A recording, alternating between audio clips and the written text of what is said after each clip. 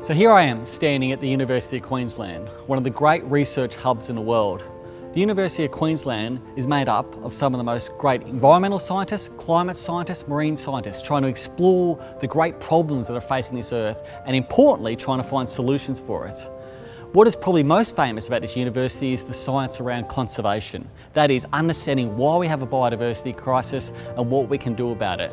I'm one of those researchers at this university. I have a research lab made up of 10 PhD students and about 5 postdoctoral researchers trying to explore why certain species are going extinct in places like Madagascar, Papua New Guinea, Uganda, Colombia, and across the Melanesias, and actually trying to understand what we can do to save them.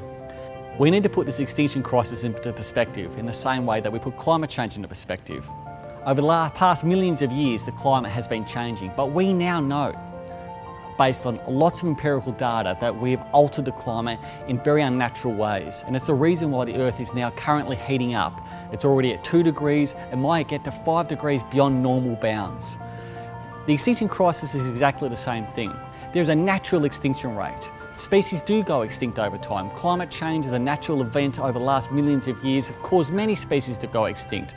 The fact that volcanoes occur, the fact that certain species move around and actually outcompete each other leads to a natural extinction rate.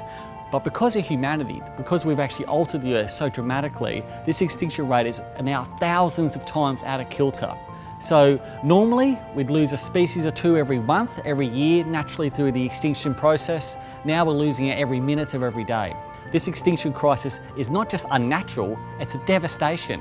I think people actually hear the word extinction and think, well, that's pretty sad. But let me say that losing the last individual of the last population of a species, letting it go extinct, that individual dying, is as profound as it is sad. We actually are losing a species every minute around the world.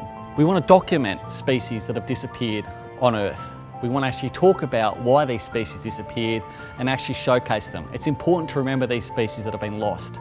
But we also want to identify many other species that still have a chance to survive, but without human effort, without actually trying to go in there and put actions in place to stop the species from disappearing, that we can secure them from extinction. Because that's a profoundly positive thing to do. We can do it. We are the masters of our own destiny. We want to identify those species that there is still a lot of hope for, but we just need effort to actually save them.